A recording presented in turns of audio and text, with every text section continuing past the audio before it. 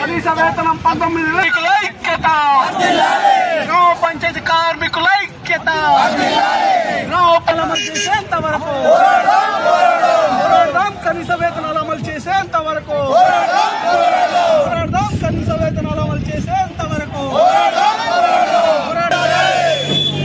పోరాడదాం, గ్రామ పంచాయతీ కార్మికుల సమస్యలు పరిష్కరించేంత వరకు పోరాడదాం, గ్రామ పంచాయతీ కార్మికుల సమస్యలు పరిష్కరించేంత వరకు జిందాబాద్ సిఐటియు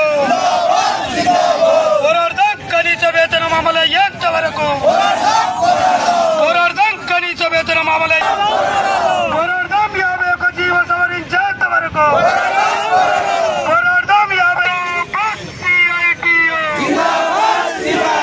జిందాబాద్ సిఐటియు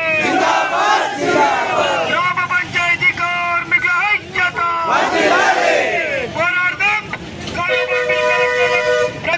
స్టేటస్ కల్పించేంత వరకు జిందాబాద్ సిఐటియు జిందాబాద్ సిఐటియు గ్రామ పంచాయతీ కార్మికుల ఐక్యత పరిష్కరించాలి, గ్రామ పంచాయతీ కార్మికుల సమస్యలను గ్రామ పంచాయతీ కార్మికుల పట్ల ప్రభుత్వ నిర్లక్ష్య వైఖరి పరిష్కరించాలి, గ్రామ పంచాయతీ కార్మికుల సమస్యలను పోరాడదాం, గ్రామ పంచాయతీ కార్మికుల సమస్యలు పరిష్కరించేంత వరకు పోరాడదాం, గ్రామ పంచాయతీ కార్మికుల సమస్యలు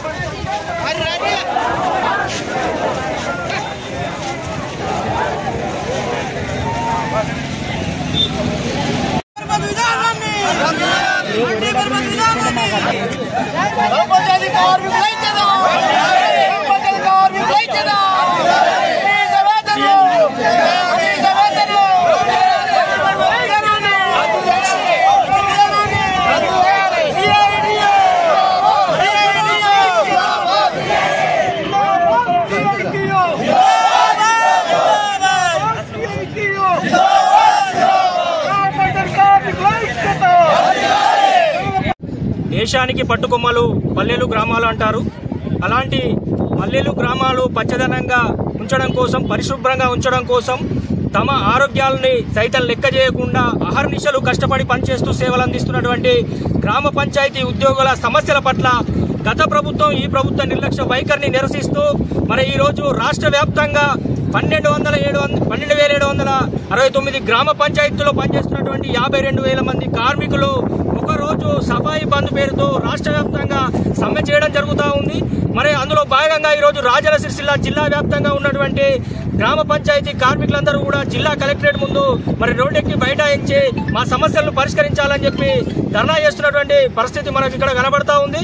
మరి ముఖ్యంగా గ్రామ పంచాయతీ కార్మికులు అనేక సంవత్సరాలుగా తమ ఆరోగ్యాలను సైతం పణంగా పెట్టి ప్రజల ఆరోగ్యాలను కాపాడడం కోసం పనిచేస్తూ విధులు నిర్వహిస్తున్నా కూడా వారి సమస్యల పట్ల ప్రభుత్వాలు నిర్లక్ష్యంగా వ్యవహరిస్తూ ఉన్నాయి. ఇప్పటి వరకు కూడా వారికి కనీస వేతనం అమలు చేయలేదు, పర్మనెంట్ చేయలేదు.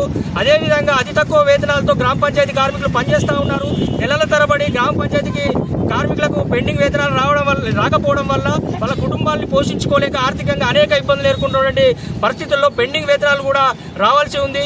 అదేవిధంగా మేము ఈ సందర్భంగా డిమాండ్ చేస్తూ ఉన్నాము, సఫాయి అన్నా నీకు సలాం అన్నా అని చెప్పి ప్రభుత్వాలు దండలేసి దండాలు పెడితే వాళ్ళ కడుపులు నిండవు. వాళ్ళ సమస్యలు పరిష్కరిస్తేనే వారి కుటుంబాలతో ఆనందంగా గడపగలుగుతారు. కాబట్టి మరి కరోనా సందర్భంగా ప్రజల ఆరోగ్యాలని కాపాడడం కోసం అనేక సేవలు అందించిన గ్రామ పంచాయతీ కార్మికుల పట్ల ఈ ప్రభుత్వం నిర్లక్ష్యంగా వ్యవహరించడం సరికాదు. గత సంవత్సరము ఇదే ఆగస్టు 8 రోజున గత ప్రభుత్వము 34 రోజుల పాటు సమ్మె చేసినటువంటి గ్రామ పంచాయతీ కార్మికులతో చర్చలు జరిపి సమస్యలన్నీ తెలుసుకొని పరిష్కరిస్తామని చెప్పారు. కానీ ఆ హామీలు అమలు చేయలేడు. మోసం చేసినటువంటి పరిస్థితుల్లో గత ప్రభుత్వానికి గ్రామ పంచాయతీ కార్మిక వర్గం అందరూ కూడా మరి గద్దెదించినటువంటి పరిస్థితి ఉంది. మరి ఈనాడు కాంగ్రెస్ అధికారంలోకి వచ్చి 8 నెలలు అవుతా ఉంది. వారు అధికారంలోకి వచ్చే ముందు ఇప్పుడు ఉన్నటువంటి ఎమ్మెల్యేలు కావచ్చు, మంత్రులు కావచ్చు, మరి గ్రామ పంచాయతీ కార్మికుల సమ్మె టెంట్లకు వచ్చి వీరికి మేము అధికారంలోకి రాగానే వేతనాలు పెంచుతాము, మల్టీపర్పస్ విధానాన్ని రద్దు చేస్తాము, అన్ని రకాల సౌకర్యాలు అందిస్తామని చెప్పారు. ఇప్పటివరకు 8 నెలలు అవుతున్నా కూడా ఏ ఒక్కరు కూడా సమస్యను పరిష్కరించకుండా మరి నిర్లక్ష్యంగా వ్యవహరిస్తున్నటువంటి పరిస్థితి ఉంది. మొన్న అసెంబ్లీ సమావేశాల సందర్భంగా మరి ఎవరు కూడా గ్రామ పంచాయతీ కార్మికుల సమస్యలపై మాట్లాడకుండా పట్టించుకుంటే చలో హైదరాబాద్ కార్యక్రమానికి చేపట్టిన సందర్భంగా పంచాయతీ కార్మికులను ప్రభుత్వం అక్రమంగా ముందస్తు అర్ధరాష్ట్రాలు అరెస్టు చేసినటువంటి పరిస్థితి ఉంది. కాబట్టి దానికి నిరసనగా ఈరోజు రాష్ట్ర వ్యాప్తంగా కూడా ఇచ్చినటువంటి ప్రభుత్వం ఇచ్చిన హామీలను అమలు చేయాలని, సమస్యలు పరిష్కరించాలని ఒకరోజు సమ్మె చేస్తూ ఉన్నాము. ఈ సమస్యను వెంటనే ప్రభుత్వం పరిష్కరించాలి. గ్రామ పంచాయతీ కార్మికుల డిమాండ్లను, న్యాయమైన డిమాండ్లను, లేకపోతే రాబోయే రోజుల్లో నిరోధక సమ్మె కూడా వెళ్తామని చెప్పి సందర్భంగా హెచ్చరిస్తా ఉన్నాం. గ్రామ పంచాయతీ